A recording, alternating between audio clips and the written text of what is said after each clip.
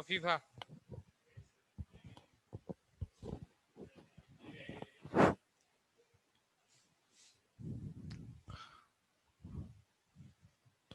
અસ્સલામુ અલૈકુમ વરહમતુલ્લાહિ વબરકાતુહ. ધોરણ 12 ના વિદ્યાર્થી મિત્રો આપણે ગઈકાલે ઉદાહરણના 7 એક્ઝામ્પલ ગણેલા. આજે 8મા એક્ઝામ્પલ થી શરૂઆત કરીએ. આકૃતિનો સંદર્ભ લો. જે તમને આકૃતિ આપેલી છે એ આકૃતિનો સંદર્ભમાં લો. લંબચોરસ વાહકની ભુજા PQ ને x બરાબર 0 થી બહારની તરફ ગતિ કરાવવામાં આવે છે. એક સમાન ચુંબકીય ક્ષેત્ર સમતલને લંબ પુસ્તકના પાનાને લંબ રૂપે બહારની તરફ છે. x બરાબર 0 થી x બરાબર b સુધી વિસ્તરાયેલું છે અને x ગ્રેટર ધેન b એટલે કે b કરતા મોટી વેલ્યુ માટે ચુંબકીય ક્ષેત્રનું મૂલ્ય 0 છે. આ વિસ્તારમાં ચુંબકીય ક્ષેત્ર નથી. બરાબર. માત્ર ભુજા PQ જ નોંધપાત્ર અવરોધ r ધરાવે છે. આ PQ ભુજાનો અવરોધ સ્મોલ r છે. જ્યારે PQ ને અચળ ઝડપ v સાથે x બરાબર 0 થી x બરાબર 2b સુધી બહારની તરફ ખેંચવામાં આવે અને ત્યારબાદ ફરીથી x બરાબર 0 તરફ ખસેડવામાં આવે તો એ સ્થિતિનો વિચાર કરો. અને આ સ્થિતિમાં ફ્લક્સ, પ્રેરિત EMF, ભુજાને ખેંચવા માટે લાગતું જરૂરી બળ અને જૂલ ઉષ્મા તરીકે વ્યય પામતા પાવર માટેના સૂત્ર મેળવો. અંતર સાથે આ રાશિઓને બદલાવાને રેખાંકિત કરો એટલે કે એનો આલેખ દોરો. ઇન્ટરેસ્ટિંગ એક્ઝામ્પલ છે. ગતિકીય EMF નું ઉદાહરણ છે. આ તમારી PQ ભુજા છે. શરૂઆતમાં આ જગ્યાએ હશે. x બરાબર 0 સ્થાન પર તમારી ભુજા હશે. એને શું કરાવવાનું છે? તમારે આ રીતે v જેટલા અચળ વેગથી ગતિ કરાવવાની. પહેલા x બરાબર 0 થી x બરાબર b સુધી આવશે.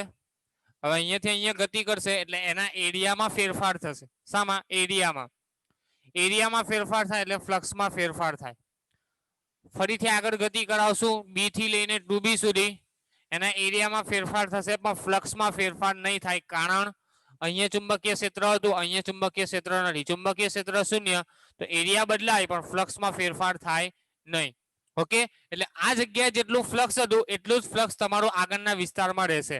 ઓકે, ચાલો બીજી વાત, તમારે આ જ PQ ભુજાને ફરીથી રિવર્સ ડાયરેક્શનમાં ગતિ કરાવવાની. v જેટલા વેગથી ફરીથી આ તરફ ગતિ કરાવો તો તમારે 4 વસ્તુ શોધવાની છે. એક તો તમારે ફ્લક્સ કેટલું હોય, બીજું તમારે પ્રેરિત થતો EMF નું મૂલ્ય કેટલું હોય, ત્રીજું તમારે એની અંદર ભુજાને ગતિ કરાવવા માટે લાગતું બળનું મૂલ્ય કેટલું હોય અને ચોથું તમારે જૂલ ઉષ્મા તરીકે વ્યય થતો પાવર કેટલો હોય. એ 4 વસ્તુની ગણતરી કરવાની. ફ્લક્સની વાત કરીએ નંબર 1. પહેલા તમારે ફ્લક્સ શોધવાનું છે. બરાબર છે. તો ફ્લક્સ માટે આપણને સૂત્ર ખબર છે. Flux phi is equal to BA cos theta. Flux phi is equal to શું થાય? BA cos theta. ચુંબકીય ક્ષેત્ર તો કોન્સ્ટન્ટ છે. એંગલ પણ બદલાવાનો નથી. B અને A વચ્ચેનો ખૂણો. બરાબર છે. ક્ષેત્રફળ સદિશ અને ક્ષેત્રફળ સદિશ અને એરિયા વેક્ટર બંને વચ્ચેનો ખૂણો તમારો 0 ડિગ્રી છે. બરાબર છે. આનો જે એરિયા વેક્ટર હશે અને ચુંબકીય ક્ષેત્ર છે, આનો એરિયા વેક્ટર પણ આ તરફ અને ચુંબકીય ક્ષેત્ર પણ આ તરફ, બંનેનો ખૂણો તમારો 0 ડિગ્રી એટલે cos થીટા પણ તમારું કોન્સ્ટન્ટ રહેશે આખા ગતિ દરમિયાન. ખાલી બદલાશે તમારો એરિયા. જેમ જેમ તમારી ભુજા ગતિ કરશે તેમ તેમ એરિયા વધતો જશે. બરાબર છે. અને એરિયા મેક્સિમમ ક્યાં સુધી? B સુધી આવે ત્યાં સુધી તમારો એરિયા વધશે. હવે આપણે બે કન્ડિશન છે. એક તો અંતરાલ 0 થી લઈને b સુધીમાં ફ્લક્સમાં ફેરફાર થાય અને બીજો અંતરાલ b થી લઈને 2b સુધીમાં તમારા ફ્લક્સમાં ફેરફાર થાય. તો બે અંતરાલ છે આપણી પાસે. એક તો 0 less than equal to x less than equal to b, એક આ અંતરાલ છે. અને બીજો તમારો b less than equal to x less than equal to 2b. એટલે કે તમારી ભુજાની ગતિ 0 થી લઈને b સુધી થાય તે દરમિયાન તમારા ફ્લક્સના મૂલ્યમાં શું ફેરફાર થશે? તો ફ્લક્સ તમારું BLX મુજબ બદલાય. LX શું છે? તમારો એરિયા. L લંબાઈ તમારી કોની છે? ભુજાની લંબાઈ તમારી L છે. અને આ તમારો x અંતર. જેટલું x અંતર વધે એમ એરિયામાં ફેરફાર થાય. તો 0 થી લઈને b સુધીના અંતરાલમાં તમારું ફ્લક્સ BLX મુજબ બદલાશે. હવે જ્યારે b પર પહોંચી જશે તમારી ભુજા ત્યારે એનું ફ્લક્સ કેટલું હશે? BLB. જ્યારે b પર પહોંચી જશે તમારી ભુજા અહીંયા b પોઈન્ટ પર પહોંચી જાય ત્યારે એનું ફ્લક્સ કેટલું હશે? ચુંબકીય ક્ષેત્ર ગુણ્યા એરિયા, એરિયા તમારો L લંબાઈ અને B જેટલી પહોળાઈ, તો L * B, તો BLB જેટલું તમારું ફ્લક્સ હશે. તો 0 થી B થી લઈને 2B દરમિયાન તમારા ફ્લક્સનું મૂલ્ય કેટલું હશે? BLB જેટલું. બરાબર છે. એટલે આની અહીંયાથી અહીંયા સુધી ગતિ કરાવો એટલે ફ્લક્સ કેટલું થયું? મેક્સિમમ ફ્લક્સ કેટલું પ્રાપ્ત થયું તમને? BLB જેટલું. આ મેક્સિમમ ફ્લક્સ આવ્યું.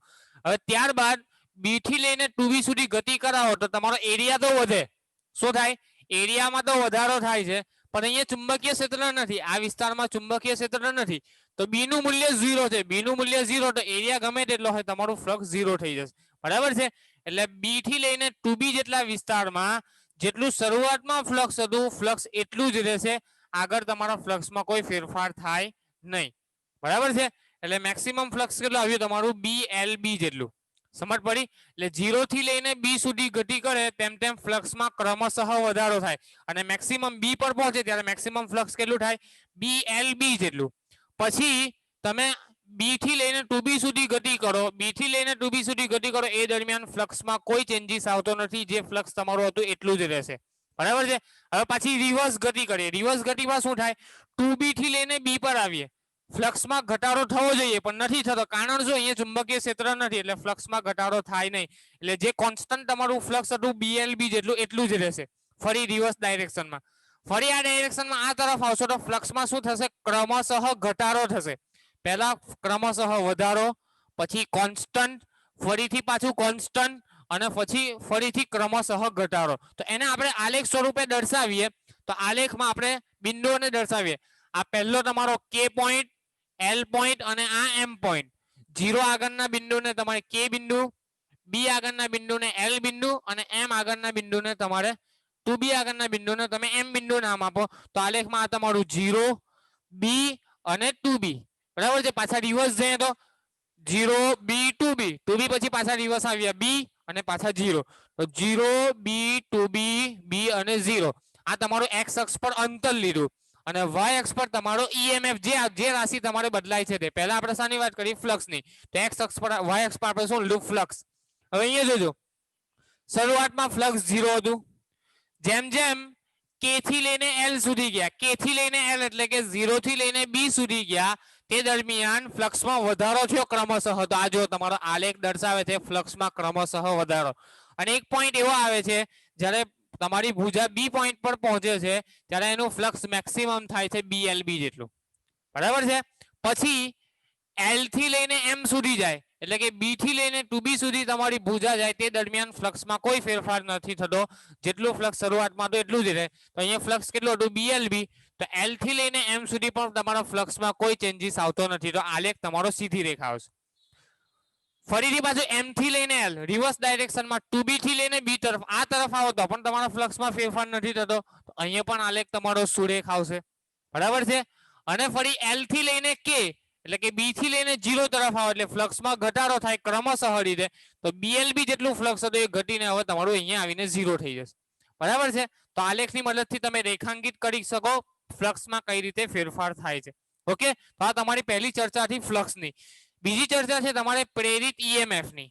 EMF કેવી રીતે મળે? ગતિકીય EMF ની મદદથી. ગતિકીય EMF નું સૂત્ર છે E BLV.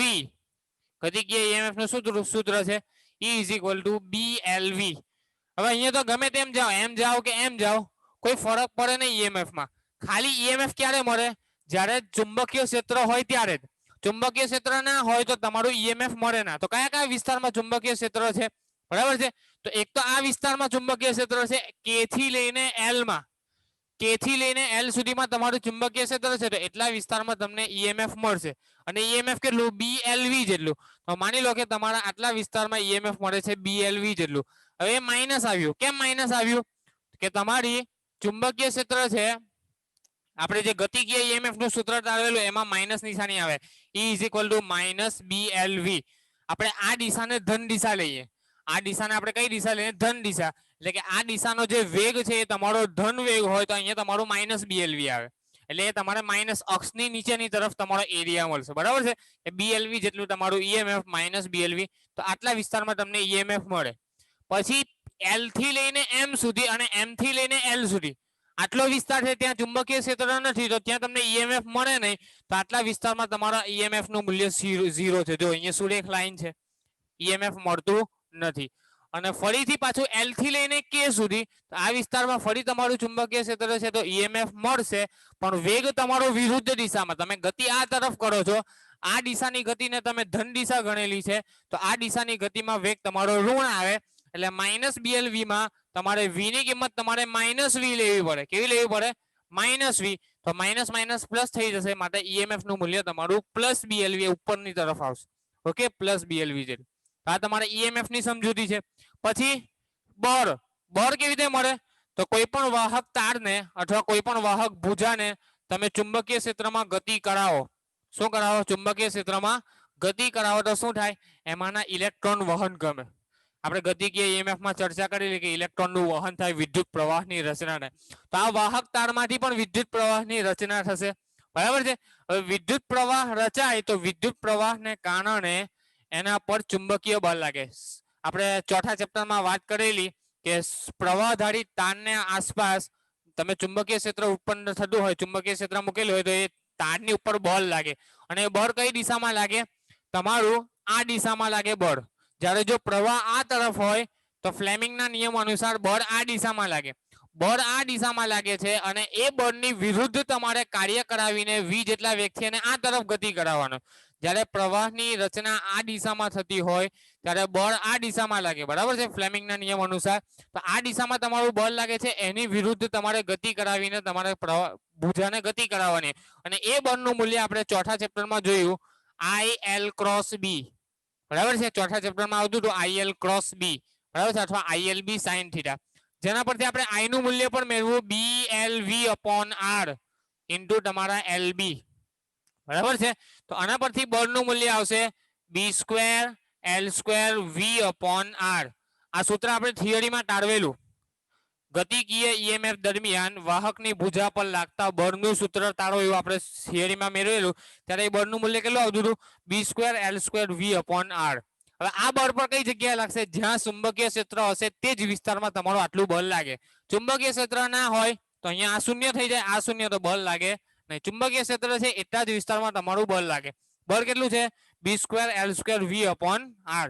તો અહીંયા તમારે બળની વાત કરો તો પહેલા તમારું ઋણ બળ, કેમ કે ઈએમએફ તમારું માઇનસ BLV છે. ઈએમએફ તમારું માઇનસ BLV તો પ્રવાહ તમારો માઇનસ આવશે. બરાબર છે, પ્રવાહ માઇનસ છે તો બળ તમારું ઋણ આવશે. બરાબર છે. તો આ તમારું પહેલા આટલા વિસ્તારમાં K થી લઈને L સુધીના વિસ્તારમાં ચુંબકીય ક્ષેત્ર હોવાથી આટલા વિસ્તારમાં બળ લાગે છે. ત્યારબાદ L થી લઈને પાછે L સુધી, એટલે L થી M અને M થી L ફરીથી આવો ત્યાં સુધીમાં તમારું બળ લાગે નહીં, કારણ શું? ચુંબકીય ક્ષેત્ર નથી. અને એના પછીના વિસ્તારમાં તમારું ધન બળ લાગશે. બરાબર છે, આ તમારું પ્લસમાં બળ લાગશે. ઓકે, ઈએમએફ તમારું ધન આવશે BLV પ્રમાણે. ઈએમએફ ધન તો પ્રવાહ ધન તો બળનું મૂલ્ય પણ ધન. ઓકે, તો અહીંયા તમારું આટલું બળ લાગશે. આલેખની મદદથી તમે આ રીતે સમજાવી શકો. અને ચોથી બાબત તમને કીધેલી છે પાવર. શું કીધેલું છે? પાવર. કે જૂલ ઉષ્મા વડે વ્યય પામતો પાવરનું મૂલ્ય કેટલું? પાવર એટલે શું? I²R. પાવર એટલે I²R. હવે I ની કિંમત તમને ખબર છે, BLV/R. ઓકે, એનો સ્ક્વેર ઇન્ટુ R. આ શું થઈ જશે? B² L² V²R/R². એક R કેન્સલ, તો B² L² V²/R તમારો આટલો પાવર આવશે. ઓકે, એ પાવરનું પણ એવું છે, જો BLV તમારા ઋણ હોય તો પાવર નીચેની તરફ આવશે, BLV તમારા ધન હોય તો પાવર ઉપરની તરફ. જ્યાં જ્યાં ચુંબકીય ક્ષેત્ર છે ત્યાં જૂલ ઉષ્મા વડે ઉત્પન્ન થતો પાવર મળશે. અને જે વિસ્તારમાં ચુંબકીય ક્ષેત્ર નથી તે વિસ્તારમાં તમને પાવર મળે નહીં. તો એ આલેખ તમારો સુરેખ આવશે. અહીંયા આ વિસ્તારમાં તમારો પાવર શૂન્ય હશે, જૂલ ઉષ્મા વડે વ્યય થતો પાવર. અને આ વિસ્તારમાં તમારો પ્રવાહ અને ઈએમએફ મળે છે, તો અહીંયા તમને જૂલ ઉષ્મા વડે વ્યય થતો પાવર મળશે. તો તમે આ રીતે દર્શાવી શકો. સમજ પડી આ દાખલામાં? ઓકે, સિમ્પલ દાખલો હતો. ભુજાને ગતિ કરાવવાની હતી 0 થી લઈને 2B પર અને 2B થી લઈને ફરી 0 પર. અને એ દરમિયાન તમારે આલેખની રચના 4 બાબતો, ઈએમએફ, ફ્લક્સ, પ્રવાહ, પાવર અને લાગતું બળ, આટલી બાબતોની તમારે ચર્ચા કરવાની હતી. ઓકે, ચલો આગળ ચાલીએ નેક્સ્ટ એક્ઝામ્પલ પર. ઉદાહરણ નંબર 8.9 પર.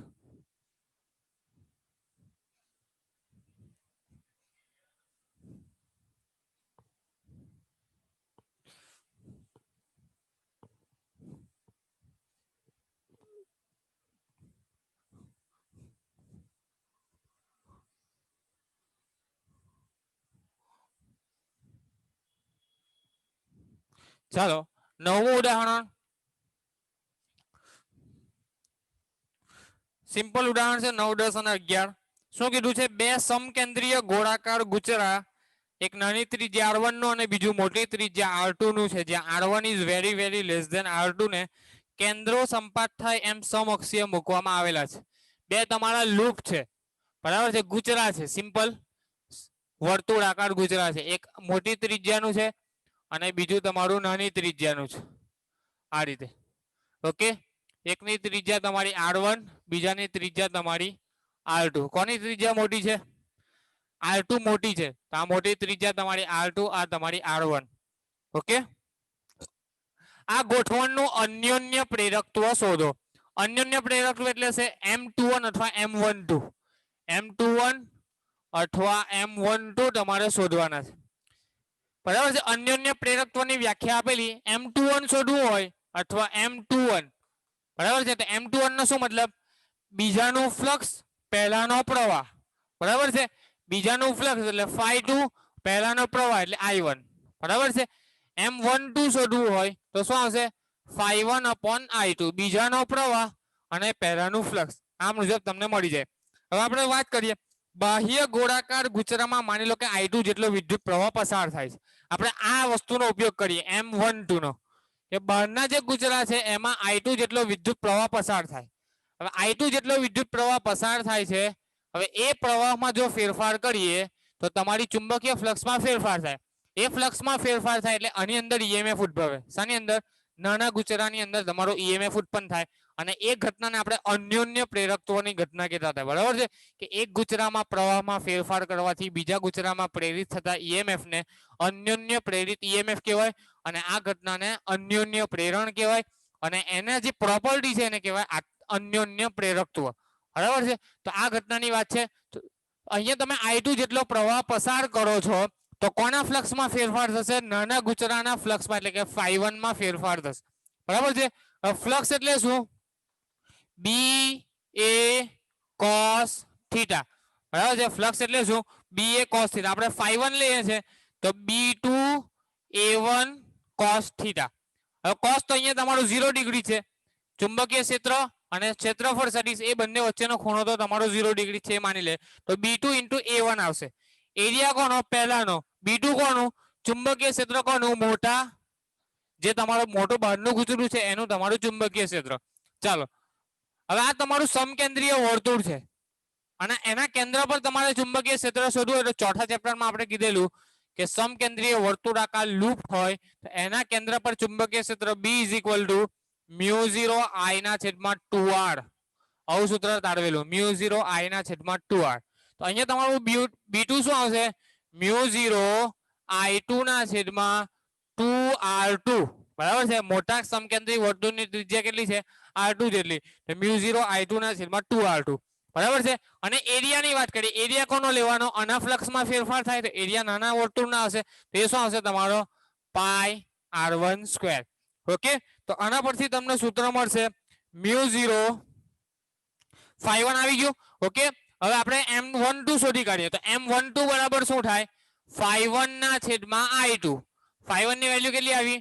μ0 I2 પાઈ R1²/2R2 * I2 કેન્સલ આઉટ થશે એટલે તમારા M12 અન્યોન્ય પ્રેરકત્વનું મૂલ્ય આવશે μ0 પાઈ R1²/2R2. ઓકે, જે તમારા અન્યોન્ય પ્રેરકત્વનું સૂત્ર હતું. અને સમઅક્ષીય સોલેનોઇડ હોય કે સમઅક્ષીય ગુચરા હોય તો M12 અને M21 બંને સમાન થાય. આપણે આગળ થિયરીમાં સાબિત કરેલું કે M21 અન્યોન્ય પ્રેરકત્વ અને M12 સોલેનોઇડ સમઅક્ષીય સોલેનોઇડ માટે સમાન આવે, બરાબર છે. તો M21 શોધો તો પણ આ જ આવશે, M12 શોધો તો પણ આ જ આવશે, બરાબર છે. તો M12 કેટલો આવ્યું? μ0 પાઈ R1²/2R2. MCQ માં તમને કદાચ પૂછાય કે બે સમઅક્ષીય રિંગ છે જેમાં એકની ત્રિજ્યા ખૂબ મોટી બીજીની સાપેક્ષમાં, તે દરમિયાન તેના અન્યોન્ય પ્રેરકત્વનું સૂત્ર તારવો અથવા સૂત્રના મૂલ્ય કેટલું? તો આ તમારું સૂત્ર યાદ રાખવાનું, μ0 પાઈ R1²/2R2. પાઈ R1² ના આપેલું હોય અને એની જગ્યાએ એરિયા આપેલો હોય તો μ0 A1/2R2. આ રીતે ઓપ્શનમાં પણ તમને કિંમત આપેલી હોય, બરાબર છે. તો આ તમારા અન્યોન્ય પ્રેરકત્વનું મૂલ્ય થશે. નેક્સ્ટ આગળના એક્ઝામ્પલ પર જઈએ 6.10 પર.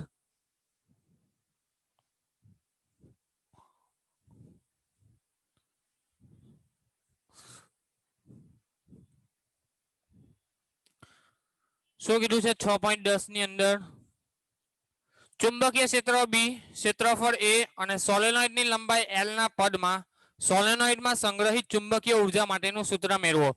સોલેનોઇડ ની ચુંબકીય ઉર્જા U ઓફ બી બરાબર છે એ આપણે સૂત્ર ટાળેલું 1/2 Li². આ સૂત્ર ટાળેલું સોલેનોઇડ ની ચુંબકીય ઉર્જાનું સૂત્ર 1/2 Li², 1/2 CV² જેવું, જેવી રીતે કેપેસિટરમાં 1/2 CV² આવતું હતું એવું સોલેનોઇડમાં સંગ્રહાતી ચુંબકીય ઉર્જા કેટલી 1/2 Li². હવે સોલેનોઇડ માટે આત્મપ્રેરકત્વ L નું મૂલ્ય કેટલું? તો આત્મપ્રેરકત્વ આપણને ખબર છે μ0 n² Al. આપણે આ થિયરીમાં સાબિત કરેલું સોલેનોઇડ માટે આત્મપ્રેરકત્વ μ0 n² Al. અને વિદ્યુત પ્રવાહ તો સોલેનોઇડ નું ચુંબકીય ક્ષેત્ર કેટલું B = μ0 ni. એના પરથી વિદ્યુત પ્રવાહને કરતા બનાવો તો I બરાબર શું થાય B/μ0 n બરાબર છે. તો આ કિંમત અને આ કિંમત બંને સમીકરણ 1 માં મૂકો. સમીકરણ 2 અને સમીકરણ 3 ની કિંમત ફરીથી આપણે સમીકરણ 1 માં મૂકીએ તો UB સ્થિતિ ઉર્જા ચુંબકીય ઉર્જાની મૂલ્ય શું આવશે 1/2 μ0 n² Al into I² એટલે કે B² ના છેદમાં μ0 નો square into n². Okay n² તમારે કેન્સલ આઉટ, એક વખત તમારું μ0 કેન્સલ આઉટ બરાબર છે. તો બાકી શું બચ્યું તમારું 1/2 B² Al ના છેદમાં μ0. ઓકે આ તમારું શું આવ્યું ચુંબકીય ઉર્જા કોના ફોર્મમાં ચુંબકીય ક્ષેત્ર, ક્ષેત્રફળ અને લંબાઈના સ્વરૂપમાં મેળવો. તમને શું કીધું હતું દાખલામાં ચુંબકીય ક્ષેત્ર બી, ક્ષેત્રફળ એ અને સોલેનોઇડ લંબાઈ એલ ના પદમાં સોલેનોઇડમાં સંગ્રહિત ચુંબકીય ઉર્જાનું સૂત્ર તારો આવી ગયું બરાબર છે. હવે એના પરથી આગળ શું તારવવાનું કીધું છે આ ચુંબકીય ઉર્જાને કેપેસિટરમાં સંગ્રહિત સ્થિર વિદ્યુત ઉર્જા સાથે કેવી રીતે સરખાવી શકાય. તો આને સરખાવવી હોય તો આપણે કેપેસિટરમાં વાત કરેલી સ્થિતિ ઉર્જાની ઇલેક્ટ્રિસિટીમાં 1/2 ε0 E². આવું સૂત્ર તારવેલું અને આ સૂત્ર કેવી રીતે આવેલું જે સ્થિતિ ઉર્જા હોય એને કદ વડે ભાગી દો, એકમ કદ દીઠ સ્થિતિ ઉર્જા મેળવો તો તમને આવું સૂત્ર મેળવો હતું બરાબર છે. તો આને પણ કદ વડે ભાગી દે તો UB/Al કરીએ, UB/Al બરાબર છે. તો આને પણ Al વડે ભાગીએ 1/2 B² Al ના છેદમાં μ0 into Al. Al વડે ભાગી દીધા બંને તરફ, અહીંયાથી Al કેન્સલ તો આ શું આવ્યું 1/2 into B²/μ0. ઓકે તો તમારી એકમ કદ દીઠ ચુંબકીય ઉર્જાનું સૂત્ર આવ્યું 1/2 B²/μ0. એ સૂત્ર તમારું ઇલેક્ટ્રિસિટીમાં કેપેસિટરમાં સંગ્રહાતી એકમ કદ દીઠ સ્થિતિ ઉર્જાના સૂત્ર જેવું છે 1/2 ε0 E². જો અહીંયા 1/2 આવે છે અહીંયા પણ 1/2, અહીંયા ચુંબકીય ક્ષેત્રનો વર્ગ ત્યાં વિદ્યુત ક્ષેત્રનો વર્ગ આવતો હતો, અહીંયા શૂન્યાવકાશની પરમિએબિલિટી આવે છે ત્યાં શૂન્યાવકાશની પરમિટિવિટી આવતી હતી બરાબર છે. તો બંને સૂત્રો એકબીજાને સમકક્ષ છે. આ તમારી એકમ કદ દીઠ ચુંબકીય સ્થિતિ ઉર્જા અને આ તમારી એકમ કદ દીઠ વિદ્યુત સ્થિતિ ઉર્જા છે બરાબર છે. તો આ કેપેસિટર માટે આવે છે, આ તમારી સોલેનોઇડ માટે આવે છે. ઓકે ચાલો આગળ ચાલીએ 11માં એક્ઝામ્પલ પર. સિમ્પલ દાખલો હતો 11માં એક્ઝામ્પલ તમારો એસી જનરેટરના રિલેટેડ દાખલો છે. એસી જનરેટરના સિદ્ધાંતનો ઉપયોગ કરીને મેક્સિમમ ઈએમએફ નું સૂત્ર તારવવાનું છે. ચાલો એક છોકરી છે કમલા નામની, એક સ્થિર સાયકલને પેન્ડલ મારે છે. શું કરે છે સ્થિર સાયકલ ઉભેલી છે એને પેન્ડલ મારે છે. આ સાયકલના પેન્ડલ 100 આંટાઓ અને 0.10 મીટર સ્ક્વેર ક્ષેત્રફળ ધરાવતા ગુચરાઓ સાથે જોડેલા છે. માની લો કે આ તમારા સાયકલના પેન્ડલ છે, એ પેન્ડલની સાથે 100 આંટા વાળું એક ગુચરું લગાવેલું છે. માની લો કે આ રીતે કોઈ ગુચરું છે, ઓકે કોઈ આ પ્રકારનું કોઈ ગુચરું છે એની સાથે જોડેલા છે બરાબર છે. અને એને ચુંબકીય ક્ષેત્રને લંબ રૂપે મૂકેલું છે. ગુચરાનો ક્ષેત્રફળ સદિશ ચુંબકીય ક્ષેત્રને લંબ રૂપે છે. કમલા એક સ્થિર સાયકલને ચલાવે છે. સાયકલના પેડલ 100 આંટા અને 0.10 મીટર સ્ક્વેર ક્ષેત્રફળ ધરાવતા ગુચરા સાથે જોડાયેલા છે. એટલે n ની કિંમત આપેલી છે તમને 100, ક્ષેત્રફળ આપેલું છે 0.10 મીટર સ્ક્વેર. ઓકે આ ગુચરું અડધા આંટા પ્રતિ સેકન્ડ થી ભ્રમણ કરે. કોણીય ઝડપ આપેલી છે 1/2 રિવોલ્યુશન પર સેકન્ડ બરાબર છે. અડધા આંટા પ્રતિ સેકન્ડ, અડધા આંટા એટલે અડધું પરિભ્રમણ પ્રતિ સેકન્ડ. એક સેકન્ડમાં અડધું પરિભ્રમણ કરે એટલે કે 1/2 રિવોલ્યુશન પર સેકન્ડ તમને ઓમેગા આપેલા છે. ઓકે રિવોલ્યુશન પર સેકન્ડ છે ને રેડિયન પર સેકન્ડમાં ફેરવવા હોય તો 2π વડે ગુણી દેવાના. એટલે 2 પાઈ રેડિયન પર સેકન્ડ આવી ગયા, બરાબર છે. Omega is equal to pi radian per second. બે કેન્સલ, તો ઓમેગા ની કિંમત આવશે તમારી pi radian per second. Okay, કોની આવૃત્તિ મળી ગઈ. આગળ કીધું છે આ ગુચરાના પરિભ્રમણની ધડીને લંબ રૂપે 0.01 ટેસ્લાના ચુંબકીય ક્ષેત્રમાં મૂકવામાં આવેલું છે. એટલે ચુંબકીય ક્ષેત્ર કેટલું છે 0.01 ટેસ્લા. હંમેશા યાદ રાખવાનું એસી જનરેટરમાં ચુંબકીય ક્ષેત્ર હંમેશા ગુચરાના ક્ષેત્રફળ સદિશને લંબ રૂપે જ હોવું જોઈએ, તો જ તમારા ગુચરામાં ઈએમએફ ઉત્પન્ન થાય. આ તમારું ચુંબકીય ક્ષેત્ર અને આ ગુચરું તમારું ફરે છે અંદર, બરાબર છે. આ રીતે ક્ષેત્રફળ સદિશ એનો ચુંબકીય ક્ષેત્રને લંબ રૂપે હશે. તો શું કીધું છે આ ગુચરામાં પેદા થતો મહત્તમ વોલ્ટેજ કેટલો. આપણે સૂત્ર તારવેલું એસી જનરેટર માટે E is equal to E0 sin omega T.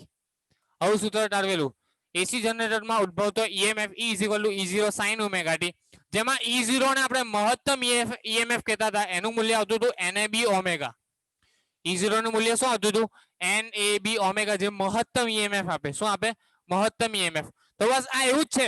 આ પેન્ડલ દ્વારા કમલા નામની છોકરી સાયકલના પેન્ડલ દ્વારા આ ભ્રમણ કરાવે અને યાંત્રિક ઉર્જા પૂરી પાડે, અને એ યાંત્રિક ઉર્જાનું ચુંબકીય ક્ષેત્રની મદદથી વિદ્યુત ઉર્જામાં રૂપાંતર થશે, બરાબર છે.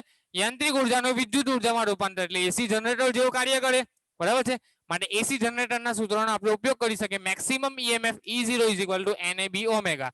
n ની કિંમત તમને આપેલી છે 100, બરાબર છે. ચુંબકીય તમને એરિયા આપેલો છે 0.1, ચુંબકીય ક્ષેત્ર તમારું 0.1 ટેસ્લા, અને ઓમેગા તમને આપેલા છે પાઈ રેડિયન. કેલ્ક્યુલેશન કરશો તો તમને ઈએમએફ ની વેલ્યુ મળશે, ઉત્પન્ન થતો મેક્સિમમ ઈએમએફ 0.314 વોલ્ટ. કેટલા હશે ઈએમએફ તમારો 0.314 વોલ્ટ, બરાબર છે. પાછો એક સવાલ એની નીચે એક વાક્ય આપેલું છે, અમે તમને વીજ ઉત્પાદન માટેના આવા વૈકલ્પિક વિકલ્પોની શોધ કરવા આહ્વાન કરીએ છીએ, બરાબર છે.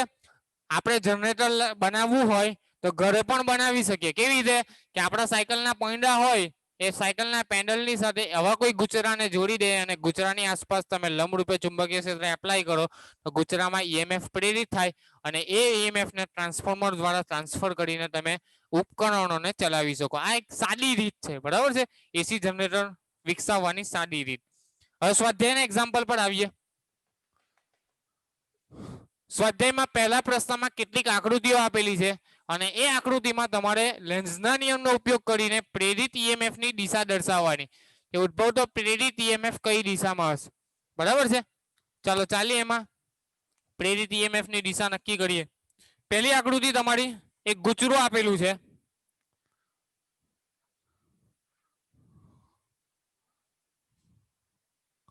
આ પ્રકારે કોઈ ગુચરું છે, બરાબર છે. હું વ્યવસ્થિત આકૃતિ ન દોરતો, ખાલી તમને સમજાવી દઉં. P R Q અને એની નજીક ચુંબકીયને ગતિ કરાવવામાં આવે છે. ચુંબકનો S છેડો, આ તમારો N છેડો, અને આ તરફની દિશામાં ચુંબકને ગતિ કરાવવામાં આવે. ઓકે, પહેલી આકૃતિ કંઈક આ પ્રકારની છે. હવે આ તમારો ચુંબકનો S છેડો છે. S ને તમે નજીક લાવો, નજીક લાવો એટલે કે આનો જે ગુચરાનો આ તરફનો જે આંટો છે એ તમારો S બનવો જોઈએ. અહીંયા જે તમને આંટો દેખાય આ રીતે તમારો જે આંટો છે એ આંટામાં તમારો S ધ્રુવ બનવો જોઈએ. લેન્ઝનો નિયમ શું કે તમારો ઈએમએફ માં વધારો થતો હોય, ચુંબકીય ક્ષેત્રમાં વધારો થતો હોય તો હંમેશા સમસામયના ધ્રુવો સમાન હોવા જોઈએ. તો આ S ધ્રુવ છે તો આ ધ્રુવ પણ કેવો બનવો જોઈએ S ધ્રુવ. તો આના S ધ્રુવ બનશે તો આમાં S પ્રમાણે પ્રવાહ પસાર થશે. S પ્રમાણે એટલે ક્લોકવાઇઝ. S એટલે શું ક્લોકવાઇઝ, બરાબર છે. S ક્લોકવાઇઝ, N તમારો એન્ટી ક્લોકવાઇઝ. તો આમાં પ્રવાહ કઈ દિશામાં વહેશે ક્લોકવાઇઝ દિશામાં. તો અહીંયા ક્લોકવાઇઝ વિચારો તો ક્લોકવાઇઝ દિશામાં પ્રવાહ એટલે આ તરફ આવશે, બરાબર છે. તો પ્રવાહની દિશા કઈ આવશે QRPQ. સોરી, અહીંયા આપણે તમે ગુચરા પ્રમાણે વિચારજો. જો ગુચરાનો આ રીતે તમને છેડો આપેલો છે, ઓકે, આ તમારો ગુચરાનો એક ભાગ છે, આ રીતે તમારો કઈક ગુચરું છે, અને એમાં તમારો આ રીતે S બને છે. આ તમારો S છેડો હોય અને આ તમારો S છેડો હોય તો તમારા લેન્ઝના નિયમનું પાલન થાય, ઈએમએફ માં વધારો થાય, બરાબર છે, ચુંબકીય ક્ષેત્રમાં વધારો. તો આ તમારો S દિશા એટલે આ તરફથી પ્રવાહ જશે અને આ તરફ. ઓકે, હવે તમે આકૃતિમાં જો S બનાવો તો આ રીતે નીકળે છે પ્રવાહ અને ઉપર જાય છે, બરાબર છે. અને એ છેડો તમારો બહાર નીકળે છે, આ રીતે Q સાથે જોડાયેલો છે એ છેડો. એટલે Q થી નીકળીને R પર અને R થી નીકળીને P પર, એ રીતે તમારો પ્રવાહનો માર્ગ શું હશે Q થી લઈને R, R થી લઈને P અને P થી લઈને Q માર્ગે તમારો વિદ્યુત પ્રવાહનું વહન થશે. આ તમારો S બને છે. તમને આ જ ખાલી ખબર પડવી છે કે આ S છે, ગતિ આ તરફ છે ચુંબકની, તો તમારો આ S છે તો ગુચરાનો આ છેડો પણ તમારો S ધ્રુવ બનવો જોઈએ. S ધ્રુવ પ્રમાણે પ્રવાહ આ રીતે આવશે S પ્રમાણે, એટલે પ્રવાહની દિશા આવી આવશે ક્લોકવાઇઝ. એટલે આ જો તમારો પ્રવાહ આ રીતે જાય છે અને આ છેડો તમારો Q પર નીકળે છે, બરાબર છે. એટલે Q માંથી પ્રવાહ આ રીતે પસાર થશે, એટલે Q R P Q. Okay, બીજી આકૃતિમાં આવીએ. બીજી આકૃતિમાં એક વચ્ચે ચુંબક મૂકેલો છે. આ તમારો S ધ્રુવ, આ તમારો N ધ્રુવ. આ બાજુ તમારો ગુચરું છે, એનો એક છેડો આ તરફ છે, બરાબર છે. આ રીતે કોઈ ગુચરું છે અને બીજું ગુચરું આ તમારું આ તરફ છે. ઓકે, અને પ્રવાહની દિશા બદલાવાની છે. અહીંયા હું તમને દર્શાવું. અહીંયા તમારે આ રીતે એક સર્કિટ આપેલી છે, P R અને Q. ઓકે, અને આની સાથે પણ એક સર્કિટ જોડેલી છે, બરાબર છે, X Z અને Y. તો પ્રવાહના માર્ગની વાત કરો. હવે ચુંબકની ગતિ આ તરફ છે, ચુંબકની ગતિ આ તરફ છે, એટલે આ S ધ્રુવ છે તો આ ધ્રુવ પણ તમારો S ધ્રુવ બનવો જોઈએ. તો અહીંયા પ્રવાહ કઈ દિશામાં આવશે? આ રીતે S ધ્રુવ પ્રમાણે. આ પણ S દિશામાં, બરાબર છે. એટલે કે આ દિશામાં જશે અને આ દિશામાં ઉપર. હવે આકૃતિમાં જુઓ, હું ચોખ્ખી આકૃતિ નથી દોરી શકતો. અહીંયા તમે જુઓ તો પ્રવાહ આવે છે અને ગતિ કરે છે, એટલે પ્રવાહની દિશા કઈ આવશે? અહીંયાથી તમારો દાખલ થાય છે અને આ રીતે તમારા ગુચરામાં ગતિ કરે છે. એટલે Q માંથી દાખલ થયો, એટલે આવ્યો કઈથી? P માંથી આવ્યો, R માંથી પસાર થયો, Q માંથી દાખલ થયો, બરાબર છે. એટલે તમારો માર્ગ કયો આવશે? P R Q P. આ રીતે તમારો માર્ગ આવશે, બરાબર છે. P માંથી આવ્યો, R માંથી નીકળો, Q માં ગયો અને પછી આ રીતે તમારા ગુચરામાં વહેતો જશે, બરાબર છે, S ધ્રુવ પ્રમાણે. હવે અહીંયા વાત કરીએ સામેના ગુચરામાં, તો અહીંયાથી તમારું ચુંબક દૂર થાય છે. ચુંબક તમારું ગુચરાથી દૂર થાય એટલે ફ્લક્સમાં ઘટાડો થાય. ઘટાડાનો વિરોધ કરવો જોઈએ. લેન્ઝનો નિયમ શું કે ચુંબકીય ક્ષેત્રમાં જે ઘટાડો થાય એનો વિરોધ થવો જોઈએ. વિરોધ થવો જોઈએ તો આની અંદર તમારો આ N ધ્રુવ છે તો આ ધ્રુવ પણ તમારો S ધ્રુવ બનવો જોઈએ, તો ઘટાડાનો વિરોધ થાય. જો એક વસ્તુ યાદ રાખવાની, ચુંબક તમારા ગુચરાની નજીક આવતો હોય તો પાસેના ધ્રુવો સમાન ધ્રુવો હોવા જોઈએ, અને ચુંબક તમારો ગુચરાથી દૂર જતો હોય તો પાસેના ધ્રુવો એકબીજાની વિરુદ્ધ હોવા જોઈએ. અહીંયા તમારું ચુંબક નજીક જાય છે એટલે આ બંને ધ્રુવો સમાન હોવા જોઈએ. અહીંયા પણ તમારું ચુંબક નજીક જાય છે તો બંને ધ્રુવો સમાન હોવા જોઈએ. આ કન્ડિશનમાં ચુંબક તમારું દૂર જાય છે ગુજરાથી, તો બંને ધ્રુવો તમારા ઓપોઝિટ હોવા જોઈએ. તો આ N ધ્રુવ છે તો આ ધ્રુવ કેવો હોવો જોઈએ? S ધ્રુવ. S ધ્રુવ પ્રમાણે પ્રવાહ તમારો આ દિશામાં આવશે, બરાબર છે. તો આકૃતિમાં જુઓ તો આ ધ્રુવ તમારો S છે તો આ તરફનો છેડો તમારો N છેડો બનશે. ઓકે, તમને આ છેડો આપેલો નથી, આ છેડો આપેલો છે. દેખી શકાય એવો છેડો કયો આપેલો છે? આ છેડો આપેલો છે આકૃતિમાં. તો આ કયો ધ્રુવ બનશે? N ધ્રુવ. તો N ધ્રુવ પ્રમાણે પ્રવાહને વિચારો તો આ તરફ પ્રવાહ અને અહીંયા આ તરફ, બરાબર છે. તો એ તમે અહીંયાથી વિચારશો, ગુજરાતમાં મેળવશો તો અહીંયાથી આવે છે અને આ રીતે જાય છે, બરાબર છે. Y Z X. તો કઈ દિશામાં આવશે? Y Z X માર્ગે તમારો પ્રવાહનું વહન થશે. ઓકે, આગળ ચાલીએ. એના પછીની આકૃતિ પર આવીએ.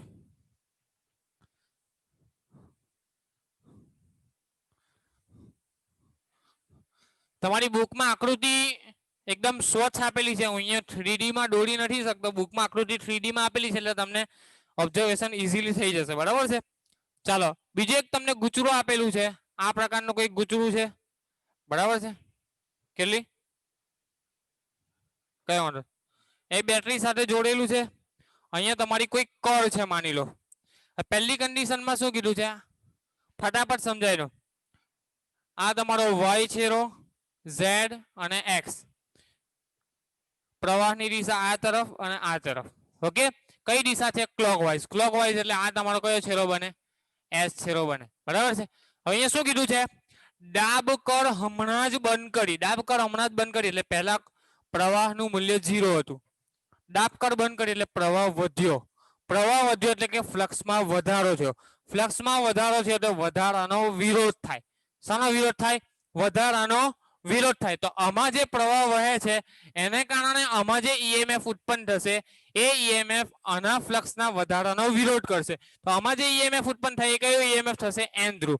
જો અહીંયા ચુંબક નથી, ચુંબક હોય તો શું કન્ડિશન? કે એકબીજાની નજીક આવતા હોય તો તમારા બંને સમાન ધ્રુવ આવશે, દૂર જતા હોય તો તમારા વિરુદ્ધ ધ્રુવ આવશે. અહીંયા તમારા બંને ગુચરા છે. અહીંયા તમારો એસ ધ્રુવ બને છે પ્રવાહ પસાર થવાને કારણે, એટલે ફ્લક્સમાં વધારો થાય છે. વધારાનો વિરોધ કરવા માટે એની બાજુમાં આપેલું ગુચરું તમારું એના કરતા વિરુદ્ધ પોલારિટી ધરાવે. અને એસ પોલારિટી હોય તો આની પોલારિટી એન થઈ જાય. બરાબર છે. એટલે આમાંથી પ્રવાહ કઈ દિશામાં વહેશે? X Y Z. કઈ દિશામાં વહેશે? એક્સ વાય ઝેડ માર્ગે તમારો પ્રવાહ પસાર થશે. બરાબર છે. એક્સ થી લઈને વાય થી લઈને ઝેડ. ઓકે. સેમ કેસ બીજો કેસ આપેલો છે. આ તરફ તમારું કોઈ ગુચરું છે. ઓકે. આ તમારો વાય ઝેડ અને એક્સ, અને આ બાજુ એક ગુચરું આપેલું છે જેને સર્કિટ સાથે જોડેલું છે. બરાબર છે. એમાં એક બેટરી છે અને એક રિયોસ્ટેટ ગોઠવેલો છે. રિયોસ્ટેટ થી શું થાય? તમારા પ્રવાહના મૂલ્યમાં ફેરફાર કરી શકાય. રિયોસ્ટેટની મદદથી પ્રવાહના મૂલ્યમાં ફેરફાર કરી શકાય. હવે શું કીધું છે? રિયોસ્ટેટની ગોઠવણને બદલી. રિયોસ્ટેટની ગોઠવણને બદલશો, શરૂઆતમાં પ્રવાહ કઈ દિશામાં વહે છે? આ દિશામાં તમને આપેલો છે પ્રવાહ. ઓકે. આ દિશામાં એન્ટી ક્લોકવાઇઝ, એટલે આ તમારો એન ધ્રુવ છે.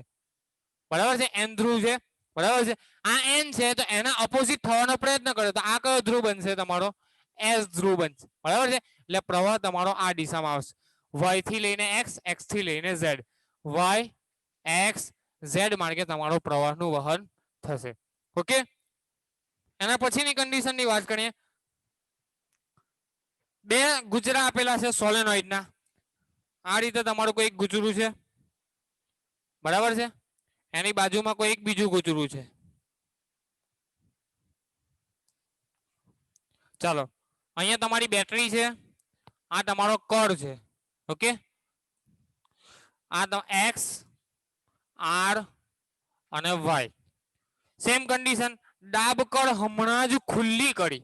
શું કરી? ડાબકળ હમણાં જ ખુલ્લી કરી. પહેલા પ્રવાહ કઈ દિશામાં વહેશે? બેટરીનો ધન છેડો આ તરફ છે. બરાબર છે. એટલે આ તરફથી તમારો પ્રવાહ, એટલે આ બાજુ પ્રવાહ વહેશે.